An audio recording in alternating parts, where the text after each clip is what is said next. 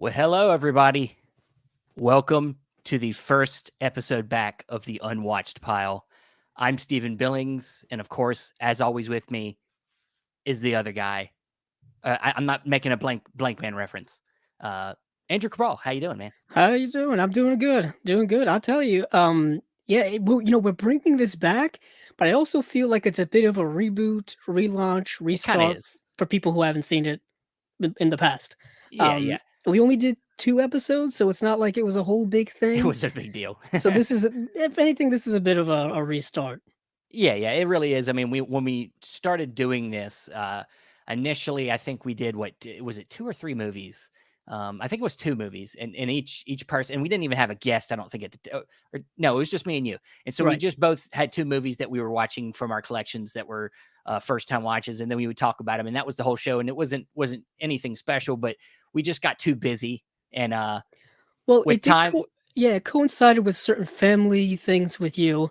yeah, Um, yeah, so it, baby came, yeah, yeah, the baby came no, right after the second episode. So yeah, obviously, it put a whole big, we had to put something kibosh, aside. yeah, But yeah, it's cool to be back, and it's a bit of a revamp, like you said. We didn't have yes, guests before. We certainly weren't live streaming it, at least not in this type of format at the yeah. time. So this is kind of a bit of a brand new venture. It is. It is. So with this relaunch of the Unwatched Pile, so this is how it goes. This is how the show goes. So each of us and our guest will pick a film out of our collections that we have not watched yet. Of course, as collectors, we tend to blind buy a lot. It's something that I like to do a lot. And you get to feel guilty. So this is a chance for us and guests to take one of the movies, get it done, watch the film, and then get our first impressions of it. And sometimes maybe we won't like the film. Sometimes maybe we just found an awesome gem, and hopefully, and maybe some of us will have seen the films as well, so we can have a little fun discussion. And then along with that, we pair it with a film in our collections that maybe we were like, man, that would be a great double feature with this movie I just watched. Because that's how I think when I'm thinking about films that I've just watched. A lot of times I think about where the influences came from. What would be great as a double feature? What would be, like what else can I, when I watch this again, what can I watch this with? So I think that makes this just a little bit funner and not so much about just our first time experience on a movie, but also going beyond that. So yeah, Yeah, that's and from my perspective, a lot of these movies are going to be things that I bought years ago and then just put them on a pile or yeah, put them in a place and they just sat and sat and sat. So it's kind of like getting me off of, uh, getting me to do it, motivating me to do it, getting me to yeah. do it, and revisiting movies that I perhaps put off for many years for whatever reason the case may be. And yeah, that's what I'm looking forward to, kind of discovering what I've already wanted to discover in the first place. Yeah, yeah, getting around to it. That's the thing, is getting around to it. Now, of course, uh, like we said, we have a guest with us this week, and we would try to keep a guest every time we do this. Hopefully, we do this. We probably start out maybe once a month, and then maybe it can grow beyond that if we find the time. But starting with our first guest, I don't know that he needs much of an introduction. I think if you're in the YouTube space, and you're into Blu-ray collecting, you've probably met this guy along your video searches. He is more busy than I could ever be. I don't know how he does all the work he does. He's on top of Blu-ray announcements. He does Blu-ray reviews. Him and his wife do this great show. I love, with his wife talking about his buys. And I'm blanking on the name of the show, but he'll fill us in, and that's Kenny Levels from Mid Level Media. What's Hey, up, what's up, man? guys? How How you y'all doing? doing? Thank you so much for inviting me. Of course, man. And I think you're remind me talking the name. about the Blu-ray audits Yeah, the that Blu-ray I do. audits. But we Yes, actually have our own channel. It's Married with Media, that's and what I was trying to reference. yeah, Yes. we do live streams and stuff over there, and do just like we basically just talk about like TV and movies Yeah, on streaming and just new releases that we see in the theaters, that's awesome, things man. like I that. I She's love. not a collector at all. She could Yeah. care less about any of this stuff. So I don't. I only bring her with me on that journey at the end of the month when she's holding me accountable for all my purchases. Well, I have total respect for that ability to do that, because I think about doing that with my wife, and it terrifies me. It terrifies me. It makes you think about every decision that Yeah. you make throughout the month as far as what you're buying. Yeah. Now, at the end of the day, if I really So it's not just a joke. It's a real like it's it's real. There's some times where it gets a little heated and tense during the actual filming of it. It's 100% real. Now, well, that's we play it up a little bit for yeah. sure. Um, but no, there's times where we'll be done filming and she'll just get up and walk out. And Wow. Some so it Jerry Springer stuff going on. yeah, But it's that's it's cool, man. dangerous territory. Yeah, like I said, brave man. I don't think I could do that with my wife. I'm too scared. But Yeah. we appreciate you coming on, man, Yep. and doing this first episode with us. So, of course, as we said, we don't really feel like you need an introduction, but for people that might not have discovered your channel yet, please tell everybody about what Mid-Level Meat is all about. Yeah, I just I'm all physical media all the time. And mainly what I do is I kind of just cover like new announcements and things like that. I have a show every week called the Physical Media Report where I run down everything that's coming out this week, everything that's been announced, and in a nice digestible 20-25 minute form. And then I do, I try to keep up with as many new releases that come out, the reviews and unboxings and collection hauls and just things like that. I do some out and about videos as well, just kind of all over the place, but all pretty much tied to physical media and And collecting.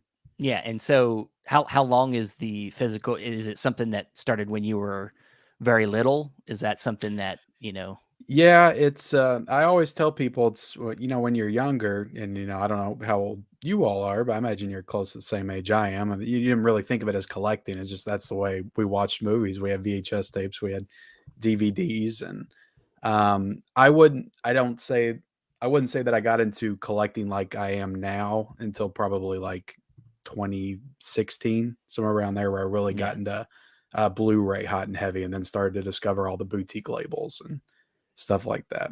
Yeah, And then I it just, sounds like me and you started around the same time because Andrew, who kind of got me into all this, that's probably roughly around the time that started Andrew. I think yeah, 2016 ish. Yeah. Oh, really? Yeah, I started much earlier. Well, you did, but I'm saying for me and you. Oh, For yeah. me, when I met you, it became my thing as well. Oh, Um, yeah, you got more and more into it and kind of more, yeah, like, fully invested, I would say, because you already had Blu-rays and DVDs and stuff when I met you.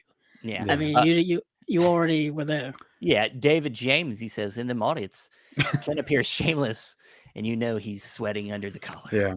I try to keep my cool. I do try to, but yeah, I had a pretty good sized DVD collection. I probably Yeah. had like maybe 500-600 or something. I amassed from when I was a teenager to early 20s, and then I got the crazy idea that I was, things seemed to be heading towards digital, and I sold off all my DVDs except for a few of my horror stuff in 2016, and I bought some stuff digitally.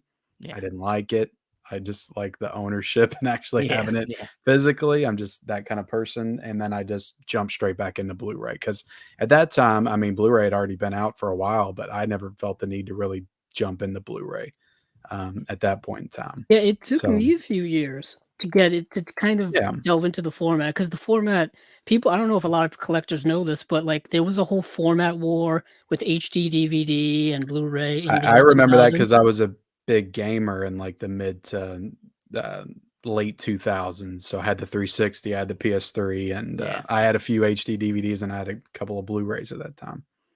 Yeah. Um, Yeah, and then I think we all can assume that Blu-ray won that war Yeah. since It won we've that got one. tons of them around Pretty us at this handily, point yeah, pretty Just handily. imagine instead of all the blue, it was like that It was red. burgundy or that, yeah, yeah, like It was red, everywhere. and there were certain studios that were on, like, different sides. It was a very medieval type of situation where it was, like, allies here, allies there, yeah, people fighting over what was best and what Makes was me think about not. that scene in Tropic Thunder where he's talking about that whole thing, like when they're like walking yeah. through the They actually explain it very well in that movie. yeah, But yeah, that whole thing, I was like HD DVD, Blu-ray. I was like, okay, some movies are coming out on HD DVD, some are coming out on Blu-ray. I'll just stick to DVD because it's all coming out there. So yeah, And to yeah. this day, DVD is still a big, big seller. It You know, is. you see those sales reports or whatever, you see the pie chart with, Blu-ray and DVD and now 4K, and DVD always takes up a big part of that pie. So it's Yeah, I think it's interesting how still that's the format that no one talks about, yet it's still very powerful. Yeah. yeah, it's the people just going to Walmart and the Dollar Generals and just picking up the random movies. I still know people that don't have internet at their house Oh and wow. they buy DVDs at Walmart and that's what they watch. You know, they have cable and they have DVDs that they rent or buy. A lot of respect for them. I mean, Yeah, that's going Mhm. hardcore physical that's media right there. old school. Yeah. It's because like yeah, because when I think of the internet, I almost think of like access to everything, like information and all that kind of stuff. I Yeah. don't even think of it immediately for streaming, but I'm pretty sure that's what a lot of it's used for is streaming and Yeah. social media. Yeah. That's kind of Yeah, what it for is. sure. Thank you, Nancy. Thank you for following from Ken's channel. Thank you. I'm glad Thank that you, Steven's Nancy. keeping up with all that. I'm trying to. I'm not. This is honestly like our first real kind of live stream, so I'm doing the best I can.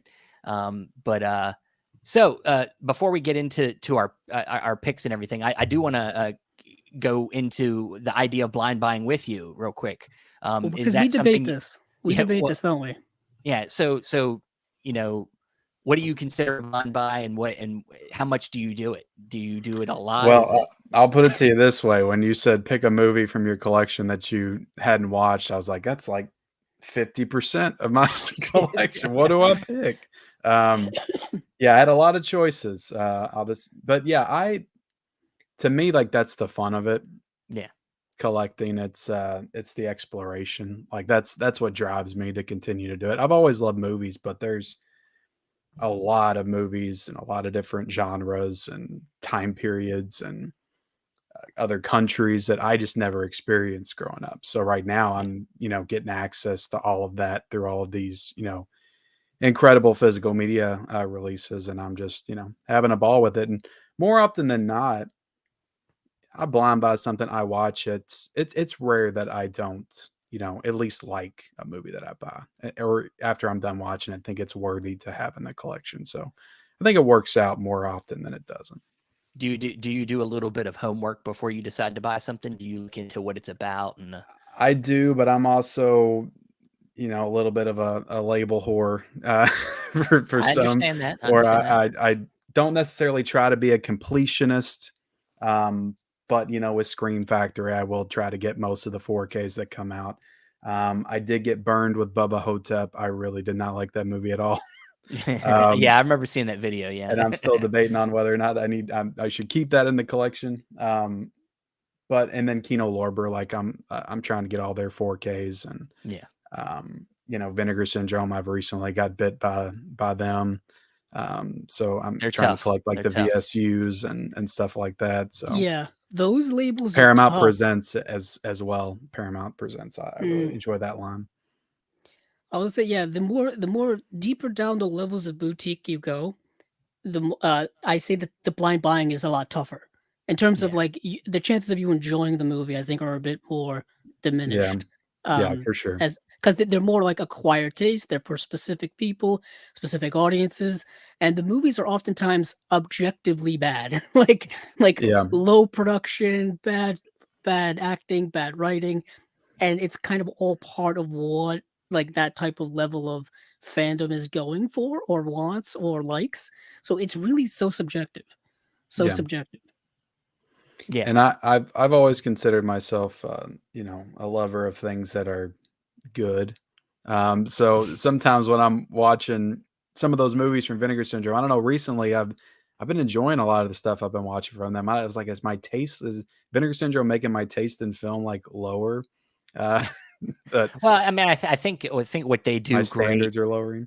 Well, no, I mean, I think what they do great is they help with their releases. They really help people understand what makes these films interesting, like especially with the features they include. The artwork is always amazing. They get you in really easily just on the cover. Yeah, And then from there, I think they honestly do a really good job of helping bring context to the film. It doesn't always work. I think there's a few sometimes that I've bought that even with whatever context they give me, I'm like, this movie's still kind of yeah. trash, but Mm. But yeah, that's yeah, sometimes you'll watch a movie that you're like, oh, that just wasn't good. But then you'll watch the features and it's like Oh, I think I just watched a masterpiece. Okay, that was kind of It's like cool. Yeah. they They really s sell you on it. they sell it well. Yeah, Their VSU line is something that I gravitate towards immediately just because of there's gotta be a reason why there's so much extra effort put into these releases that it's almost like the whole package in and of itself is what you're yeah, buying.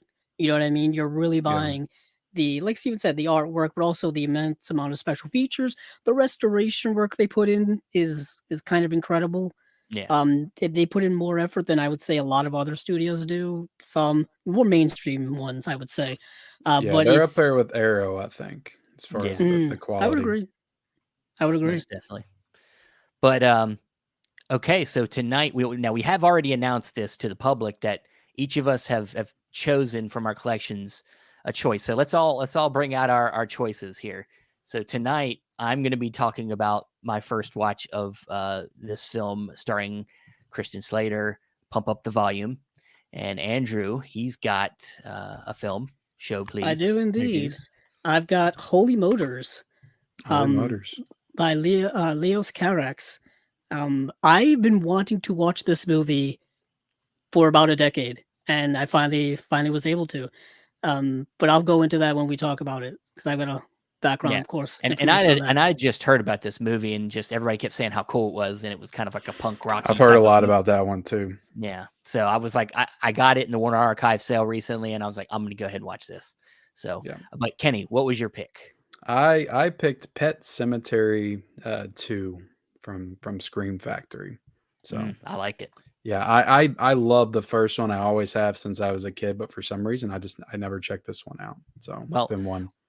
as our guest, please start us off and let's get into Pet Cemetery 2, please. Please tell us your first tell us your love for the first film.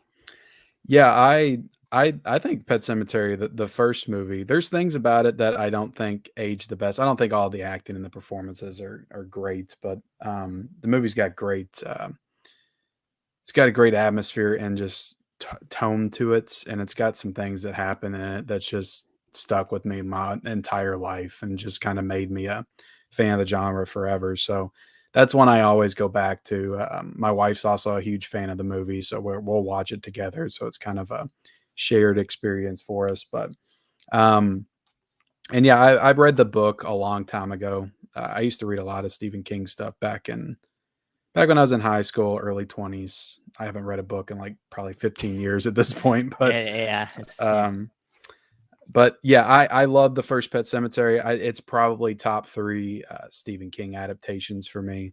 But yeah, this one I always heard bad things about.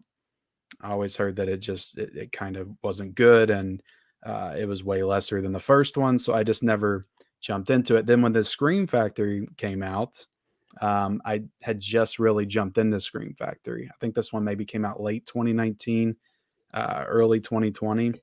So I was like, I'm going to pick this up and I'm going to give it a shot. I mean, the cast is definitely better than the first one. I mean, you got oh, the Anthony cast is Edwards in amazing. here, Yeah. Edward Furlong. I mean, you got Clancy Brown. I mean, the cast Yeah. is like incredible in this movie. Um, so yeah, this is what the reason I picked this one though is because it's just been one of those. It's been sitting on my shelf forever. Yeah. That when you ask me like what movie should I watch, I'm just thinking and thinking. I'm like, I've had Pet Cemetery 2 for just almost 4 years now. I feel like, Yeah. and it's one that I just keep walking by. I feel like I hear this movie being talked about like all the time.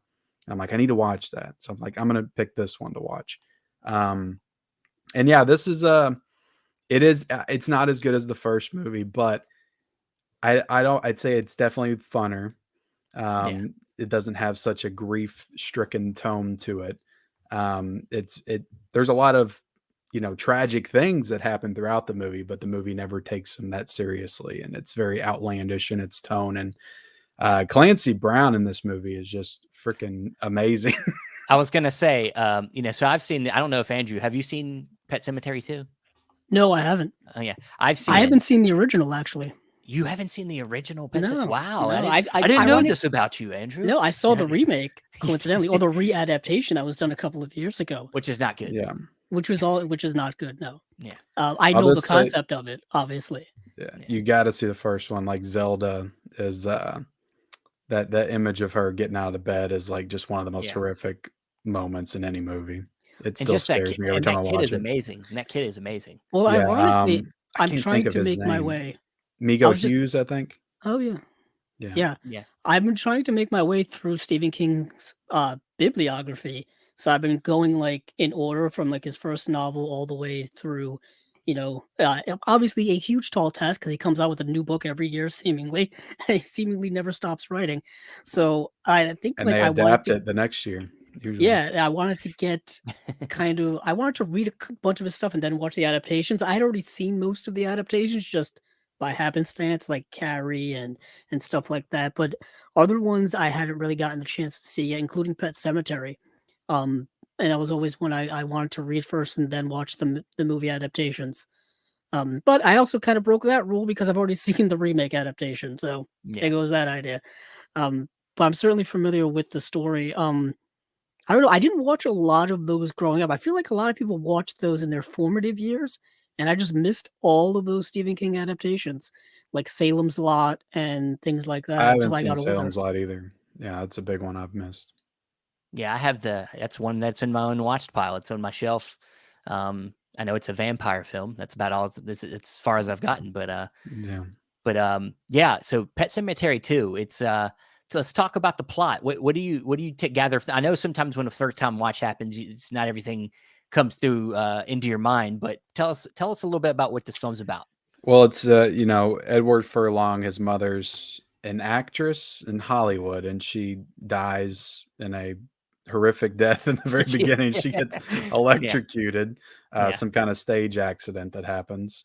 So then they go, him and his father, who's played by Anthony Edwards, go move to her hometown yeah, to bury her, and then decide to live there. Um, and then you have Clancy Brown, who's the sheriff of the town, and Edward Furlong kind of befriends his son or his stepson, I yeah. believe. And just that's kind of the setup to it. Um, After that, you have a series of events. That's the thing that really got me with this one is things escalate a lot quicker in this Yeah. than the first one. Uh, so Clancy Brown shoots the dog. They bury the dog. He comes back, and Clancy Brown's dead. And then they bury him, and it's like people just start getting buried left and right, and coming back. And there's a lot of dead people that come back to life in this one, for sure. It's I that won't si- it's spoil the whole movie, but Yeah, it's that syndrome of sequels where you feel the need to like up it, like you have to bring it can't just be one thing, in the first film it's just the kid is for the most of the movie it's just the kid, like it's about and then like the cat and like yeah, but it's like you said, it's not like over and over and over again, like something's happening. Like in this film, they take it up, like they really yeah. like and played the comedy a lot more to it It gets to too. the point where it almost feels like doesn't quite go there, but it almost feels like a spoof of the original, In a way, yeah. with where they take it.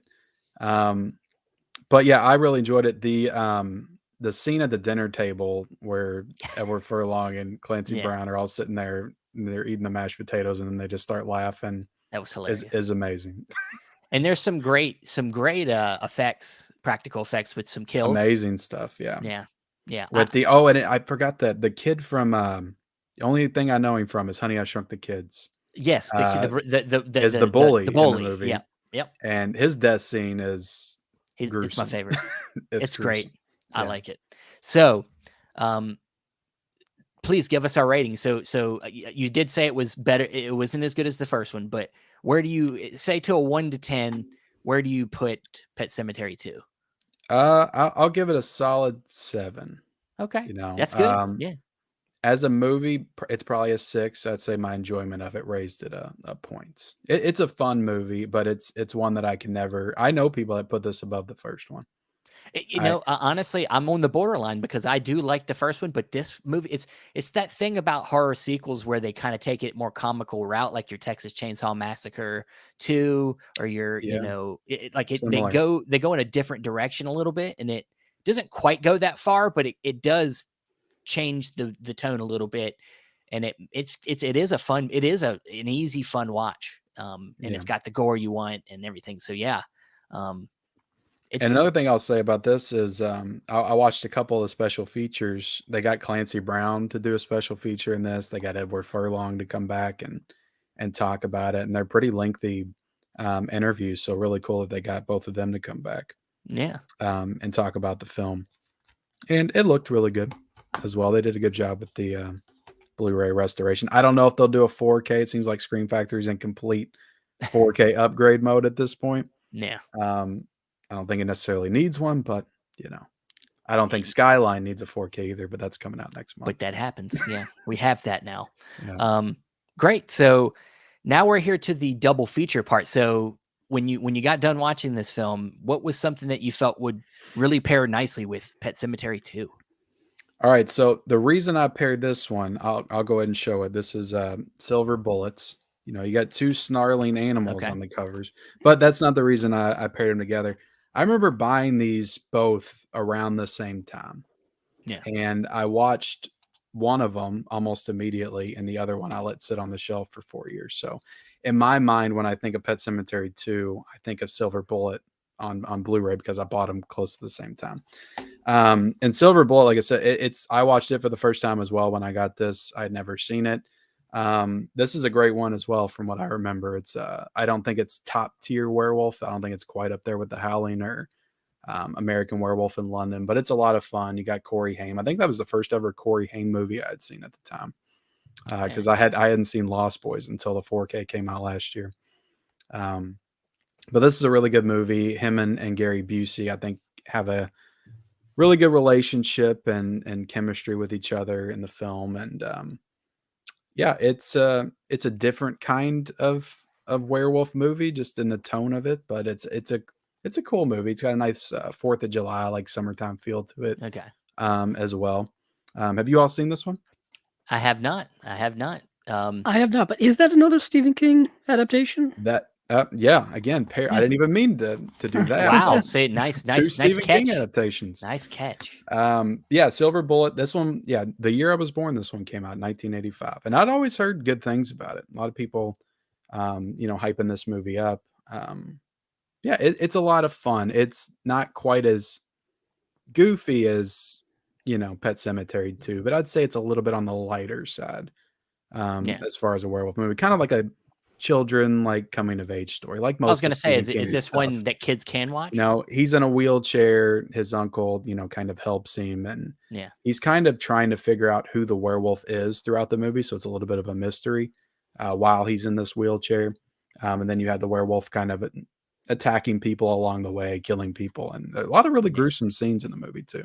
So I wouldn't say it's a kids movie, but it's I don't know.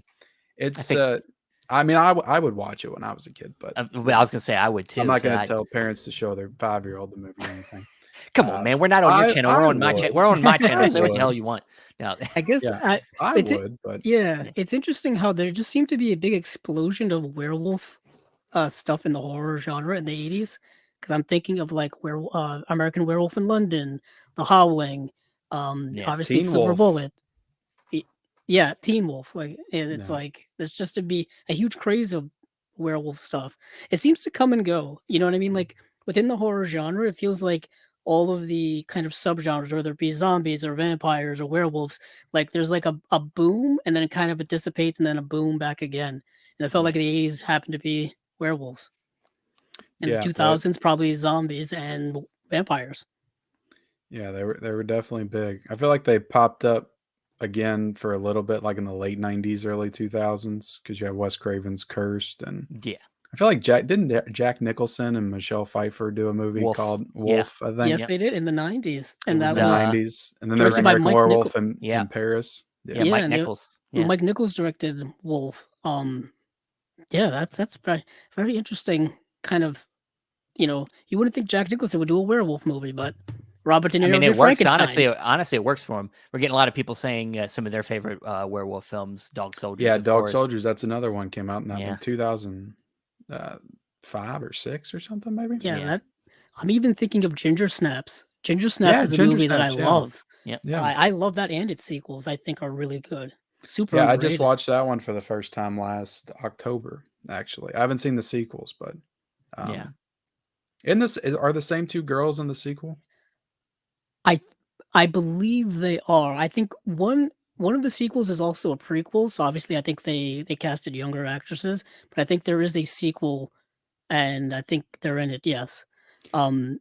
Yeah, I've always really liked those movies. I I I'm trying to think if Shout Factory did a 4K upgrade for Ginger Snaps, but I don't think they have. That seems to be one That that I they're don't think waiting they've on. done one for that No, one yet. no. Yeah. They did do The To be Craft, honest, though. it looked a little rough on Blu-ray. It's a super Um, low budget film. I yeah. think that's I kind of the think thing. It's a Canadian Imprint film, isn't it? Yes, it and is. Yeah. I was gonna say I think Imprint put out a set, if I'm not they mistaken. did of like all three of them. Yeah. Yeah, Yeah. yeah. They did. Um, and yeah, so I mean, werewolf. I think the werewolf genre really needs to come. We need a renaissance of that. I mean, I think would we have that? What was that film last year that came out? It was that mystery one that was like in a cabin, and then it was kind of like at the last minute you find out that one of them's a werewolf or something like that. I can't remember what it was called. Oh man, that's pretty. I know that was a shitty That description was of a it. pretty obscure I reference. know it there, was Sam. I a remember a movie terrible. called Curse that came out last year.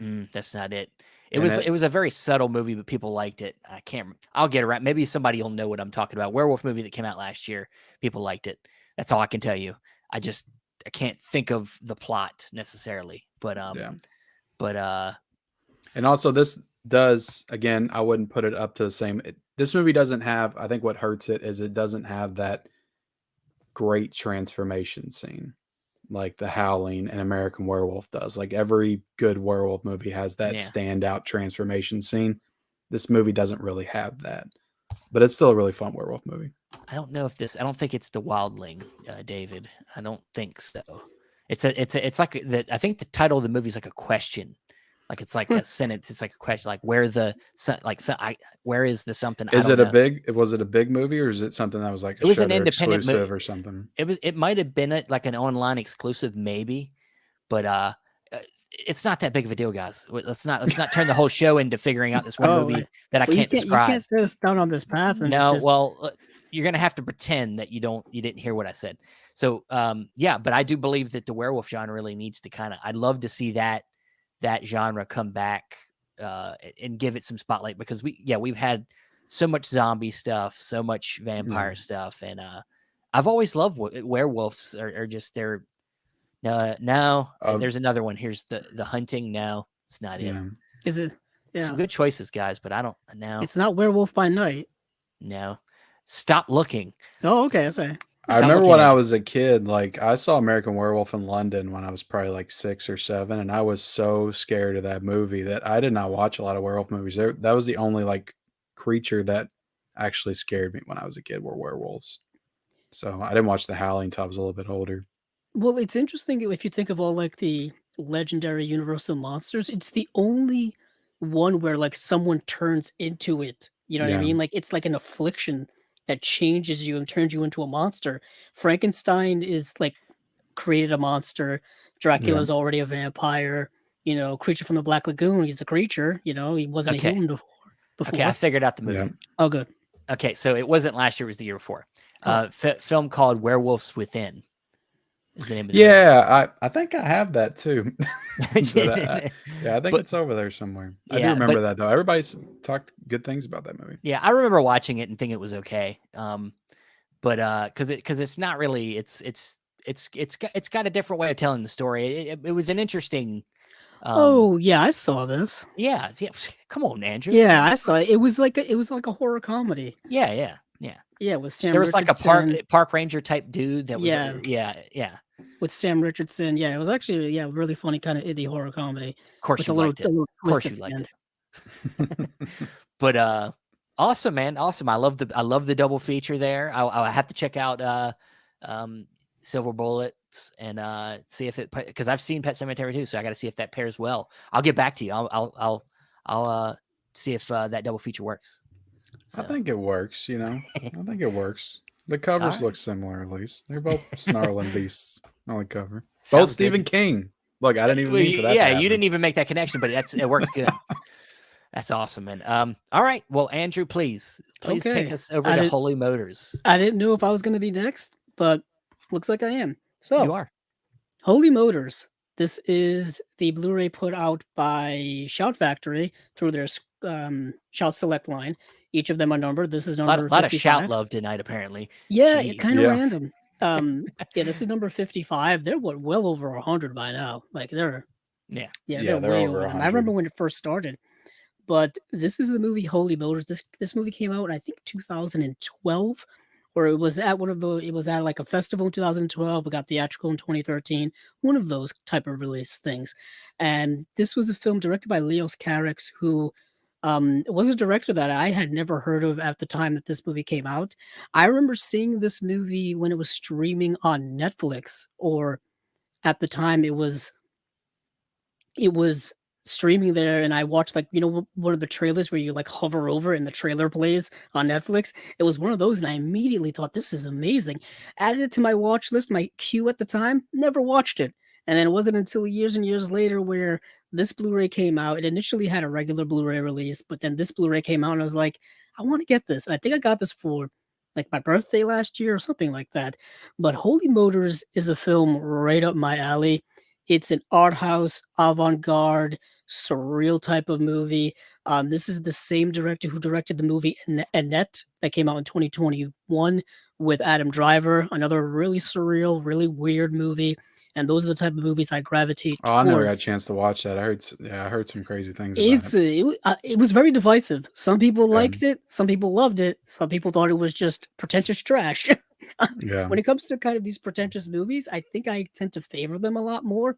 Maybe because I like their challenging nature. I like the unconventionality of it, Yeah. and in this movie is right up there. So the plot of this movie is really tough to get into because the movie kind of really doesn't have quite a solid plot. But this is the general overall gist of it. There's this man, and we don't really know his name or anything like that. And he has this job, I would say in quotes, at least I think it's a job, where he spends his whole day going to these appointments. And I put appointments in quotes because at these appointments, he acts out different roles. I don't know if he's hired to do them.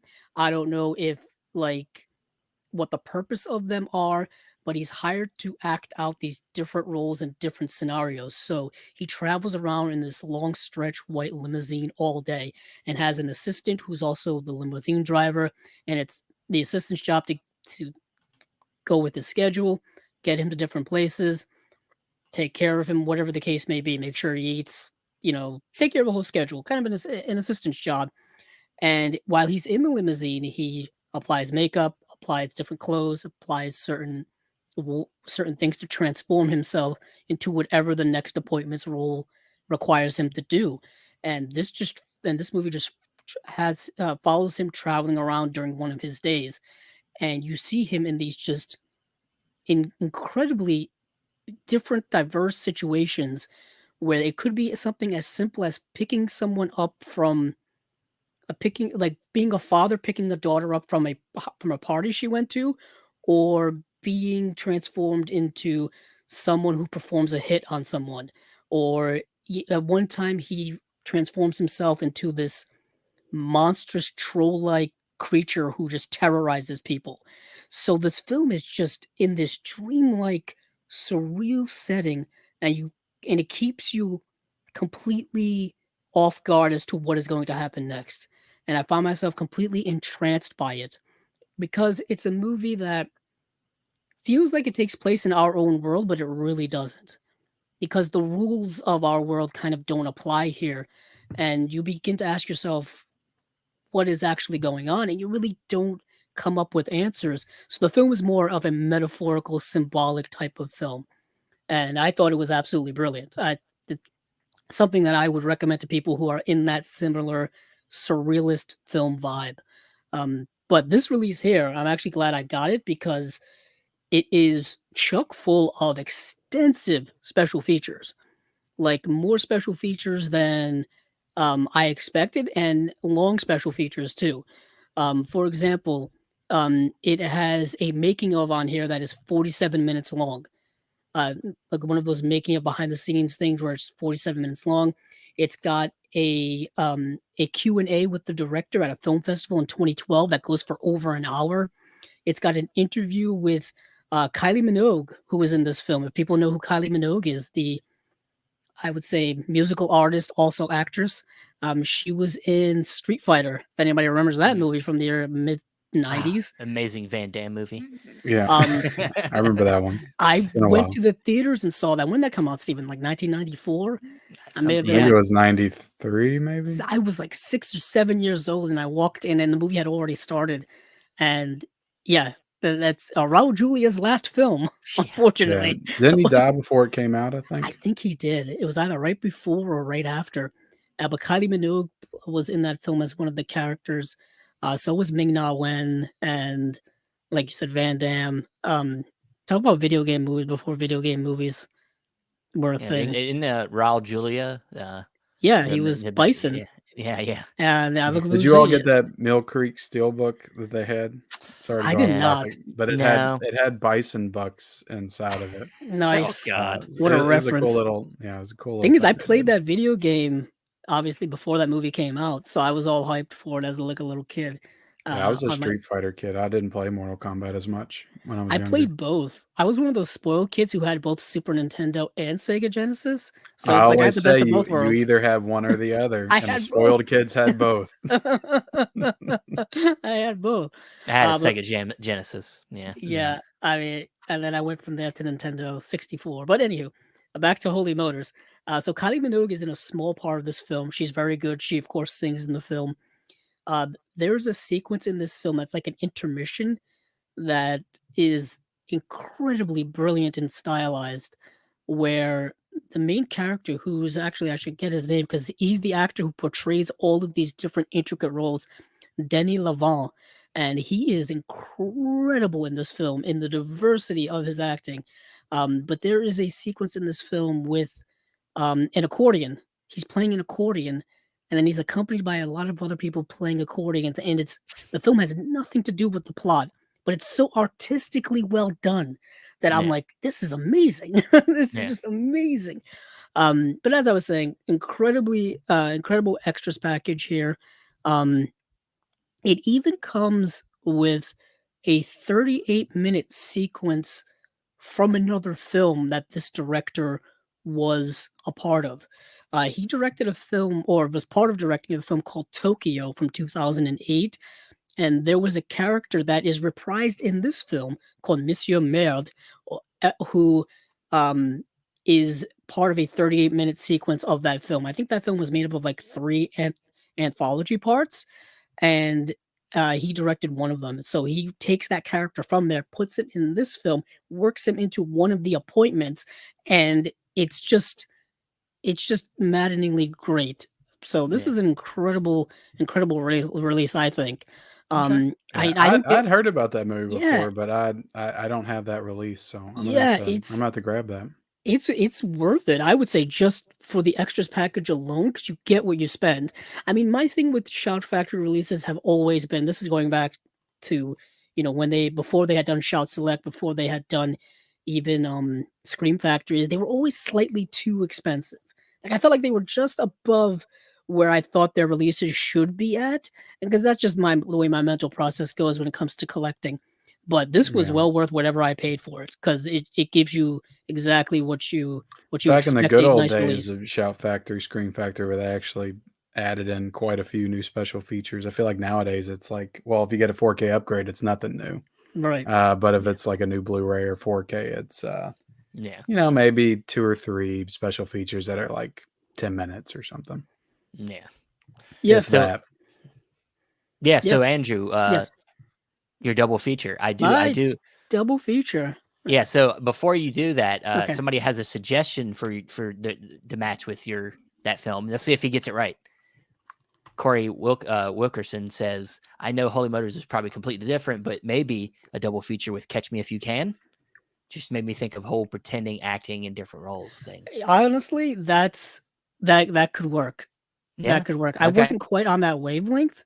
I was thinking, what's a movie that has this surreal vibe to it, that has this world that doesn't look like our own, like this director's playing with their own vibe. And you could have gone with a lot of this director's filmography, and I went with David Lynch's Lost Highway.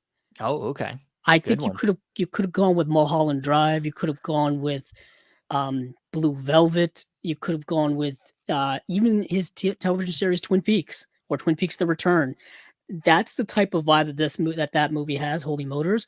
But Lost Highway, I felt like immediately went to it. Like that was the Yeah. immediate film I thought. Even before I had seen Holy Motors, I'm like, I got that feeling. I got that feeling. So I went with Lost Highway.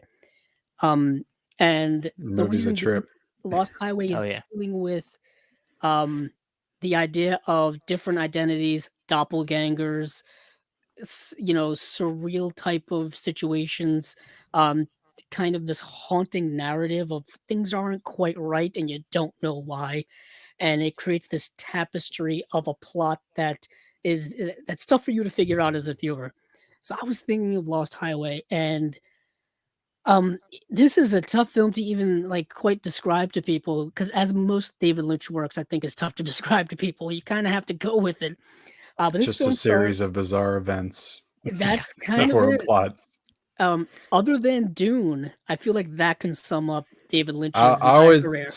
describe David Lynch films. It's like a puzzle, but the puzzles you have pieces from all different puzzles Yeah. at your disposal, and you can never put it together because It's it's like all different puzzles. sometimes they fit, but they just don't quite fit Yeah, perfectly, and that's the intention of it. Like he's that purposely trying to do that to you. that is a director I haven't yet been able to connect to. I do. I aspire to one day, but I like Blue Velvets. I think that's probably his most accessible movie that I've watched of his. That's Um, the one that started the David Lynch love for me was Blue Velvet. yeah, Because if you can get through that, I feel like it's an easier way to get in I feel like to. they're so dense. I have to watch him at least 2 or 3 times before I really start to comprehend. Yeah, his films feel like film school master classes. They really feel like if you're not quite ready, you will absolutely get your mind blown or your mind will be melted.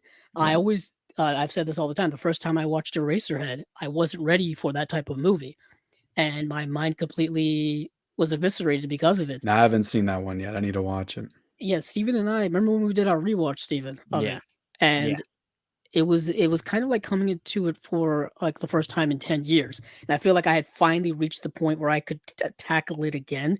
And I feel like that's the case with a lot of David Lynch's work, especially Mulholland Drive, which was my favorite.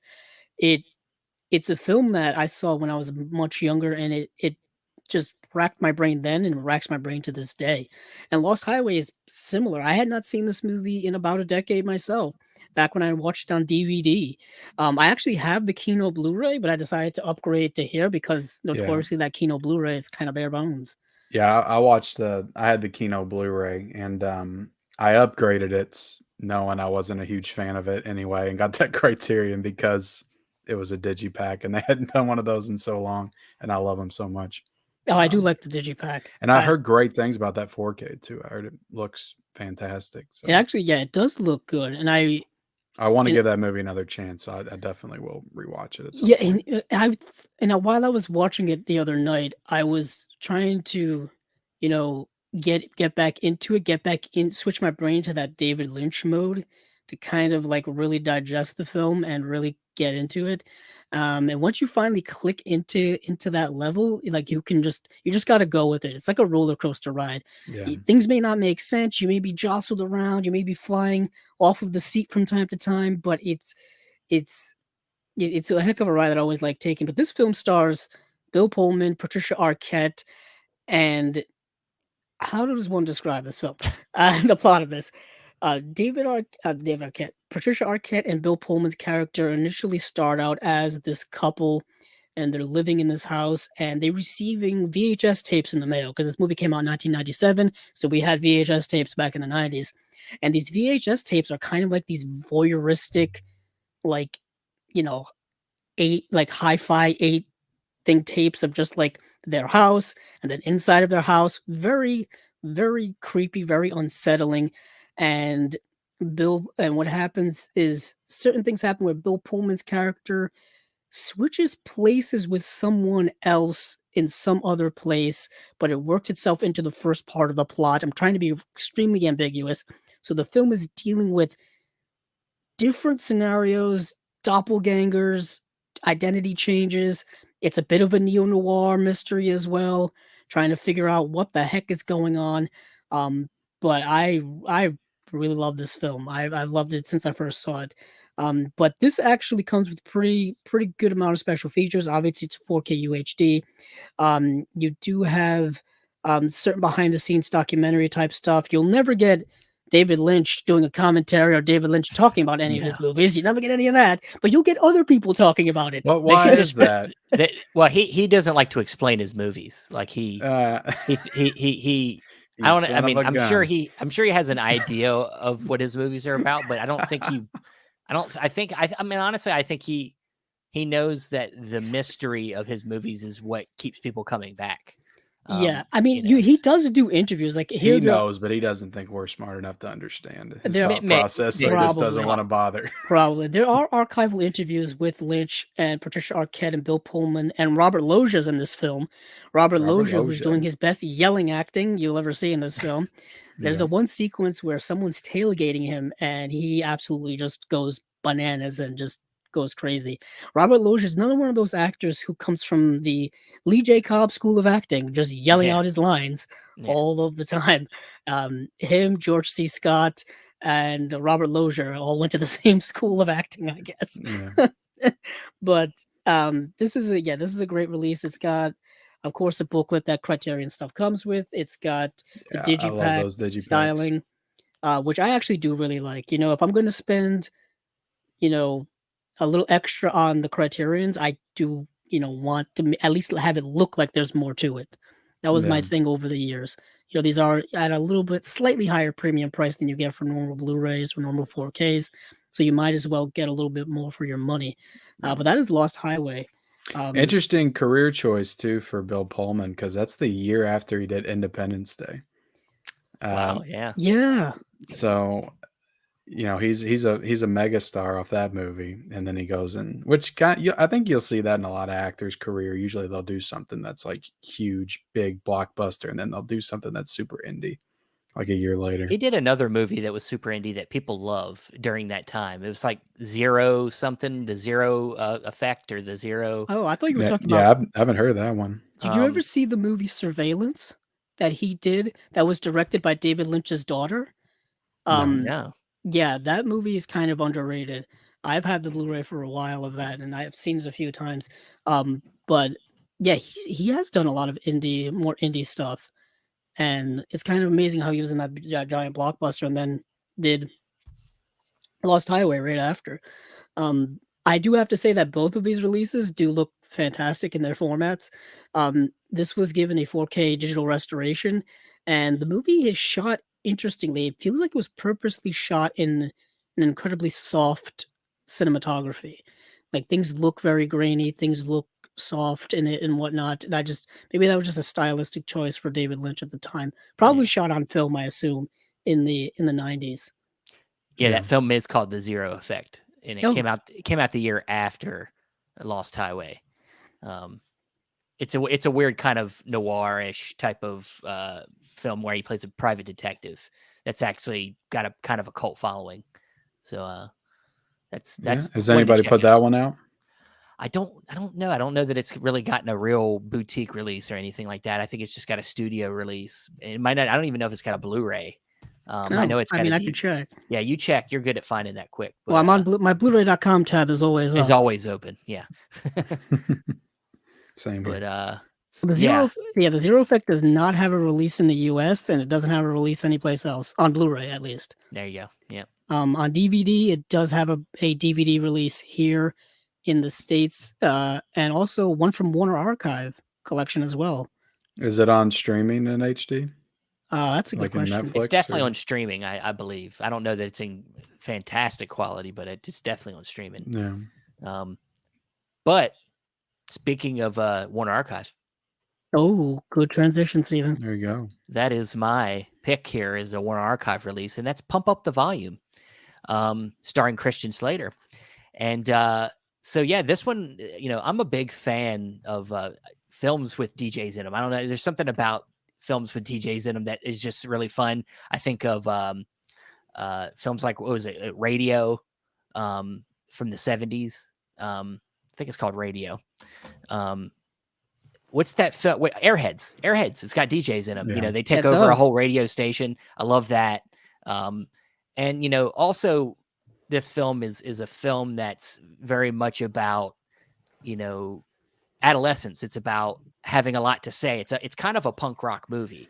And it kind of makes sense because the director, Alan Morel, how you say his last name, he did another film that Kino put out not too long ago called Times Square. Remember Times Square, Andrew? We talking about the two girls. They start I the do band. remember that. Yes. Yeah. Have you seen Times Square, Ken? I have not. That one just came out from Kino, didn't it? Yeah, last year, I believe. I almost got it. I don't feel like I've seen that one show up in the recent sales though. Yeah, probably Okay. not. It probably needs some more time, but it's Yeah. a good one. It's a good one. Kat Ellinger did, I believe, a commentary on it. I was gonna say, yeah, Kat Ellinger did a commentary. There's 2 commentaries on it actually. Yeah. And she did the newest one, which is an exclusive to that release. Yeah, but this director, yeah, he's obviously into that scene. He also did Empire Records. He directed Empire Records as well. I have seen Empire Records. Yeah.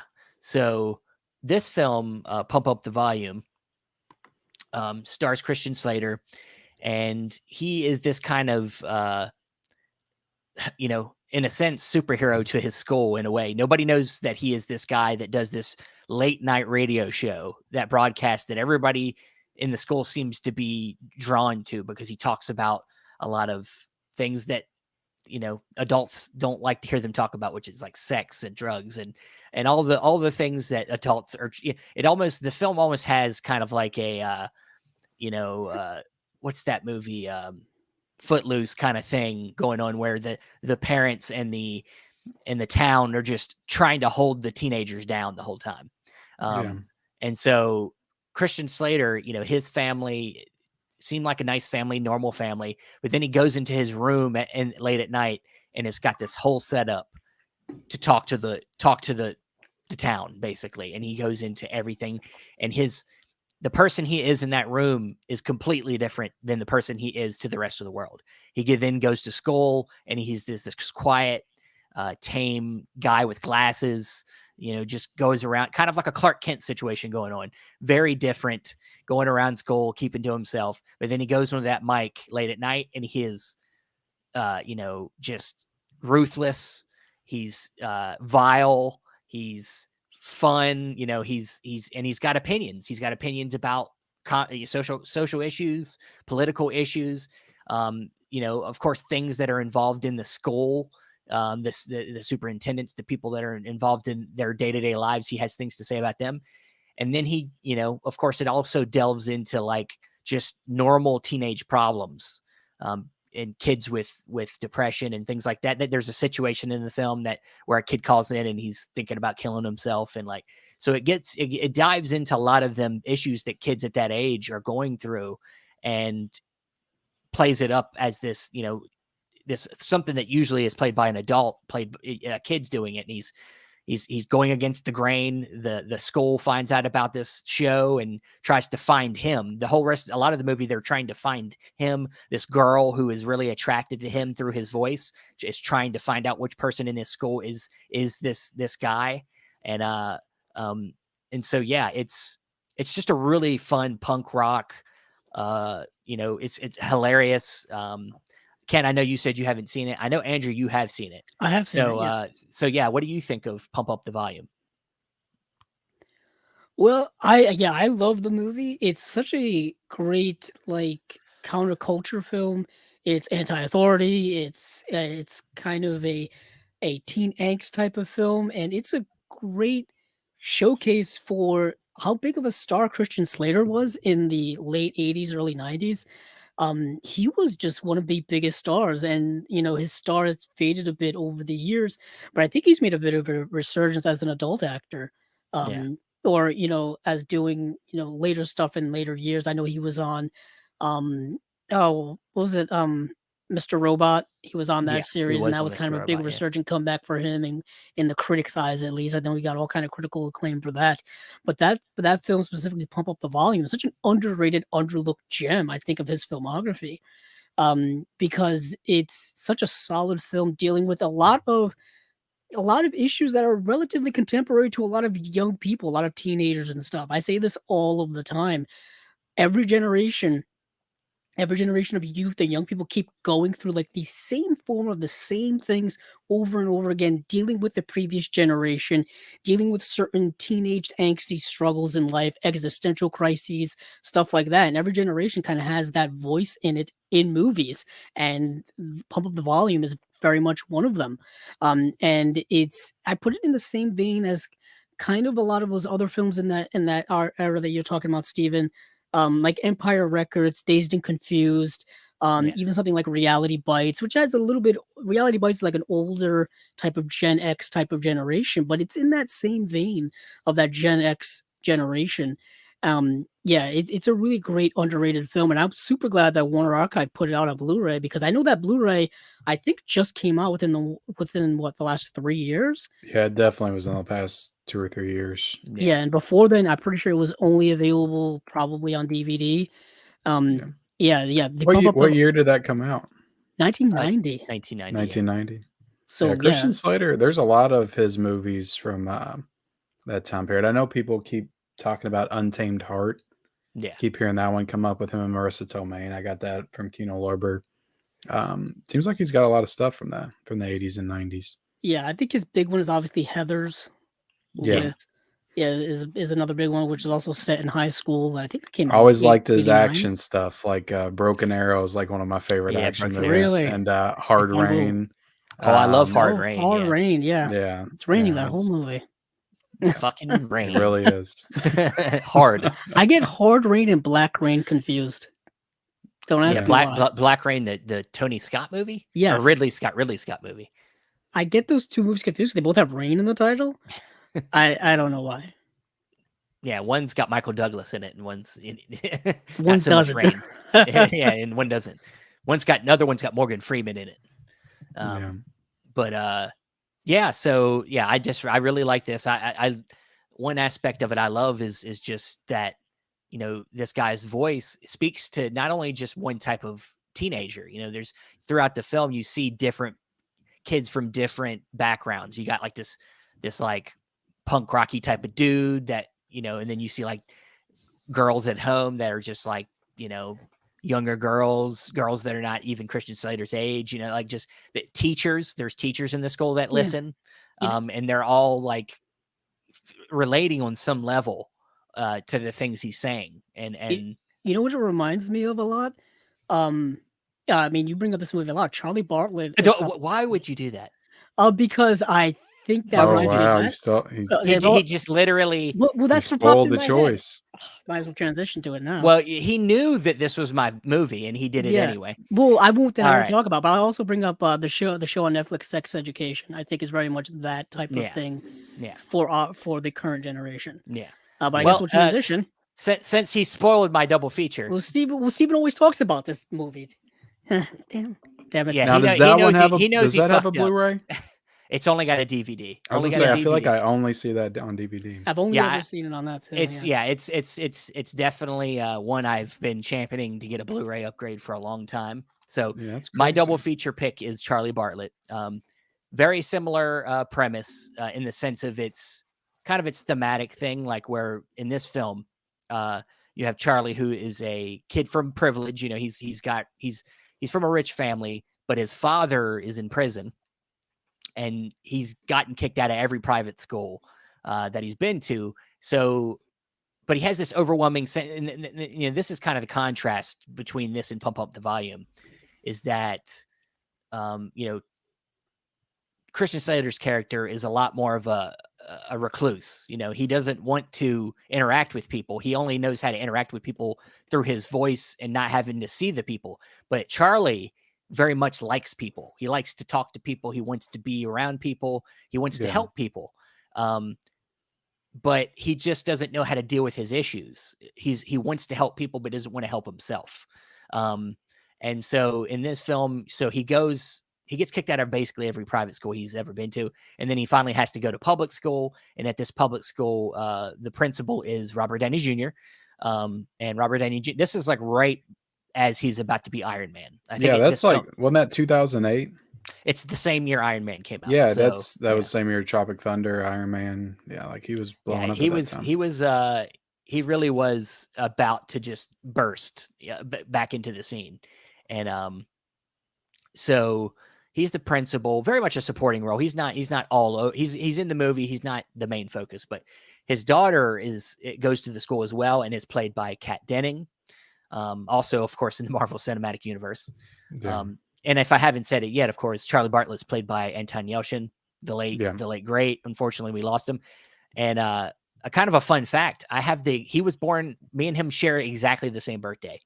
We're the same age, same day, everything. Crazy. So yeah. Was that his was he in much before that? Was that kind of his breakout?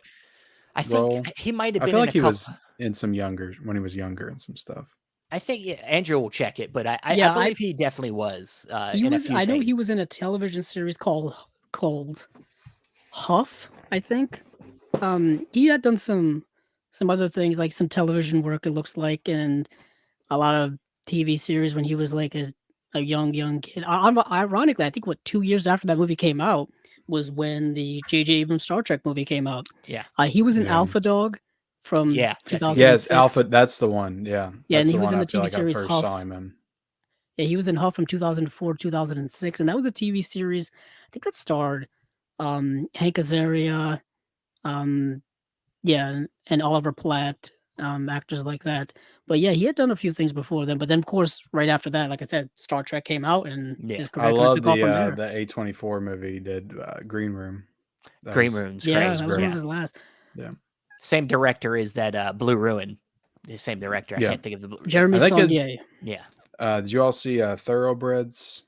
I did. I didn't see it. No. That was a good. I think that was his last movie, and that one came out after he passed away. I think that was his last movie, and it came out after he passed. That was like that's like a dark, kind of like a dark comedy. It's kind of it was weird. The ending was definitely kind of threw me off a little bit. It's like, what is that? What is this exactly? That movie has. Yes, came out in 2017. Has Anya Olivia Taylor-Joy, Olivia Cook. And that was before Anya Taylor-Joy is now obviously much more of a household name than she was before. Yeah, they were both kind of getting ready to break out, I think, as stars. But Charlie Bartlett, so he goes on to meet with Kat Denning. They kind of start to have a thing. But really, the whole thing that comes from this is that kind of really pairs good with Pump Up the Volume is that he starts to use his connection because he gets sent to a therapist all the time, and how doctors are, they like to write out prescriptions for medicine. And so what he does is he starts to have these therapy sessions with kids in this school. He uses the one of the bathrooms. Kids will go into the stall next to him. They talk about things, and then he reads up on what their symptoms are and tries to figure out and he uses their issues and then goes and pretends to have them issues with his doctor. They prescribe something, he brings it back and gives it to the people in the school. Of course, in a way, this is very irresponsible, obviously. It is drug trafficking. It is drug trafficking. I'm not condoning his actions, but at the core, what he wants to do is help people. Our big takeaway tonight is that you condone drug trafficking. Yes, exactly. I'm all about giving drugs to people without anybody's consent. Yeah, but so he does that through the movie, and it goes and has its ups and downs. And then I don't want to play. I'm not going to tell you the whole movie, but ultimately the big thing about these two movies that really line up for me is just that idea that people, young people listening to each other and trying to help each other, and how profound that can be, that how alike we are, from all different backgrounds. Because even in this film, there is a punk rock Mohawk type character, just like in Pump Up the Volume, where that kid was listening and listening to Christian Slater's words. There's a kid just like that, and Charlie Bartlett that bullies him and beats him up, but then becomes his like right hand man in the movie. So very similar things. We do have a couple other suggestions here. Somebody, Corey Wilkinson, had suggested "Good Morning Vietnam," which is That's cool, a DJ. cool DJ, good DJ comparison there. So I yeah, think, I mean, yeah, I would say Pirate Radio. Pirate Radio is another good DJ one. Yeah, but that is the double feature I had. Thank you, Andrew, for telling my double feature for me. You know what it is when you know someone for so long, you can guess. Just you know what I mean? Well, the thing is, you didn't guess. I told you what my double feature was. Did you? Because I completely forget. I forget so much of what Steven tells me that I have to constantly ask him the same questions. He has to over and ask over me again. things. Well, it's okay. It's all right. It's fine. But He's that like, is I it. knew I knew that from somewhere. I could almost tell he was about to ruin it. That's why I was. Thing is, I did not remember that you even told me. To be honest, it's okay. It's okay. It's no big deal. I know you want to wrap up, Steven, but I don't know if you wanted to talk about recent pickups, or if you want to extend that from. Well, it's segment. up to Ken. Ken, do you have any recent pickups you can share with us? Yeah, I actually got my whole stack because I'm getting ready to shoot the audit video. I don't want you to give away your video if you got a video you're filming. So no, it's fine. I can do a few new ones that I got. I found a couple of cool finds yesterday. I went to it's called a game exchange. I found Land of the Dead, this Scream Factory title. Nice. It was $5.99 with the slipcover still, and it was sealed, like in the plastic. And then I found the Thing as well for $5.99. And I already had the 4K, but I know that this has additional special features that one doesn't. And I got Stir of Echoes on Blu-ray. Yeah. I know it has an imprint release, but I was like, I'll grab this. It was $3.99. So the cool thing about that place is you can get buy two get one free. And for some reason, like usually they'll take the least expensive item and make it the free one. They made the Thing the free one, so I got all that for $10. So that's two nice, Scream man. Factory titles and Stir of Echoes. I got some Groove stuff as well. I don't know if y'all shop on Groove a lot, but they'll have some interesting picks like that you just don't see a lot anywhere else for pretty good prices. I got batteries not included. Oh, nice. Oh, cool. Yeah. And I think all these were $5.99, so they got really good prices. Children of Men. It'll probably get a 4K because I picked it up. Yeah, well, Stephen hopes. Stephen hopes. Yes, please. I mean, it's Warner Brothers. I mean, Universal. It's Universal. And then the Andromeda stream I grabbed. Is that from the 70s? It's from the 70s. Michael Crichton. So I'd never seen this one, so I just thought it looked interesting. I like older sci-fi movies, so thought I'd check it out. Man. That's good. Andrew, go ahead. Throw us. You got a couple pickups. Let me grab some stuff. I'm still waiting on my Kino stuff. Oh no. I got mine pretty quickly. Sorry, I was just telling Steven, I made my Kino. I got round one quickly. Oh, never mind. You never mind. I hit round one, but round two I haven't got. But I was just telling Steven, I did my purchase of that sale at the last possible second, like at 11:55 when it was about to end. So I'm not anticipating seeing that for at least a month. Yeah. At least a month. But I did get my Indicator stuff. Indicator had their flash sale recently, or some type of sale. I don't know what was going on, but I got Scum, the film by Alan Clark, just because I saw that this was starting to run out really quickly, and I wanted to get it. I believe this was part of the Video Nasties, and then that's a nice box set. Yeah, and then I picked up Hammer Volume 6 because I have all of the other ones except for Volume 1, which is like super out of print and super hard to get. And this cover here with the skeletons on is pretty metal, if I have to say so myself. And I just love these box sets. They're super well made, nice. Super thick. I haven't dove into the Indicator stuff yet. The products are fantastic. You know what it is? You get hooked. That's the problem. That's the problem. That's the problem. You'll get hooked on it. And then today I got, speaking of Vinegar Syndrome earlier, I got one of their partner labels, Katie International Pictures, Speaking Parts, which was their most recent release. This came in the mail literally right before we recorded. Nice. Yeah, hopefully my Vinegar stuff's coming tomorrow. I got that notification like a couple of days ago, I think. I'm into collecting like the VSL titles that they're putting out. I just think it's cool. They're doing the like old school horror movies from like the 40s and stuff. So I got I think it's Cat People. Is that what it was? It was like cat something. It was I don't cat. think It wasn't Cat People. it That's wasn't cat people, but and then the other one was flesh and Cat fantasy. Lady or something. Yeah, I got Flesh and Fantasy. Yeah. And then there was the other like prehistoric one, I think. Okay. I can't remember what the heck that was. But yeah. Awesome, man. Steven?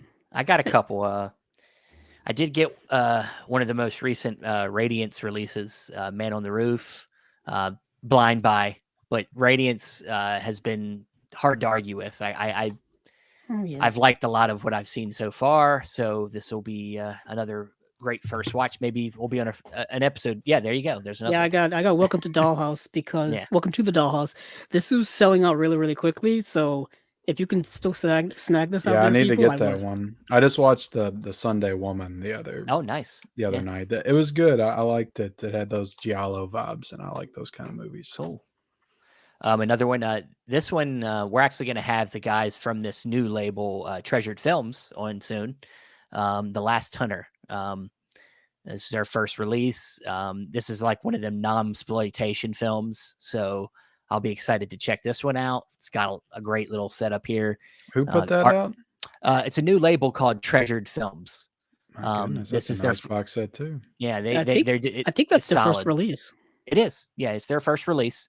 It's got art cards. It's got a book. It's out the nice. gate swinging. Yeah. So keep an eye on them. And like I said, we'll have them on it, the guys from there on for an interview here in the near future. And the last one I'll share with you is one I got from 88 Films. I have seen this one. I love the film. Christopher Lee. If I could say her name, I would say it. But The Whip in the Body.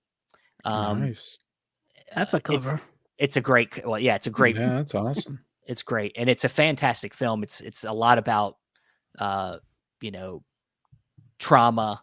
Her having kind of a PTSD experience with her family, a family member. It's good. I don't want to. It's kind of one of the movies you just need to watch, but really great film from 88 Films. Yeah, so that's it for the first episode of the Unwatched Pile. Ken, once again, thank you for taking the time to join us. You're a busy man. So please, I appreciate the offer. Of course, man. Anytime you want to come back on, just let us know. We, of course, if you ever have the time, which you probably don't because you're already doing some of the same things we do on our normal show, Chasing Labels, which is talking announcements. But if anytime you feel like you'd like to come on, just let us know. And absolutely. Yeah. So please tell everybody the places to go to interact with you. Yeah, I'm on YouTube, Mid-Level Media. You can subscribe to me over there. I'm also on Instagram quite a bit. I'd say that's probably my secondary platform. I spend a lot of time on Instagram. Twitter, I go there just to post like what I did recently, and then I just hop on out because I don't want to spend too much time there. Yeah. And then Letterbox and TikTok as well. I'm on TikTok. I try to keep up with the TikTok, but it definitely gets difficult with everything else. Yeah, it's too much. It's too much. Yeah. Andrew, where can you be found? You can find me on Twitter at Capzilla06, as well as our YouTube channel, Chasing Labels. You're here right now. You're there. We're here right now. I'm just going to say that. I thought it would be too meta, but I guess not. It's okay. It's okay. You can find me on Facebook, Stephen Billings, or at the other Chasing Labels pages, whether it's our Twitter, our Instagram. I'm on Letterboxd as well over there at Stephen Billings. Of course, please go check out our regular podcast, Chasing Labels. That has a podcast form, and then we usually have an interview a week with somebody in and around the industry of Blu-rays and boutique labels. And we usually do the interview portion as a video. We put it on our YouTube page. So please go check all that out. Thanks, guys, for joining us. And of course, just like our tag at the end of Chasing Labels, keep on watching the movies, especially the blind buys. I know I will.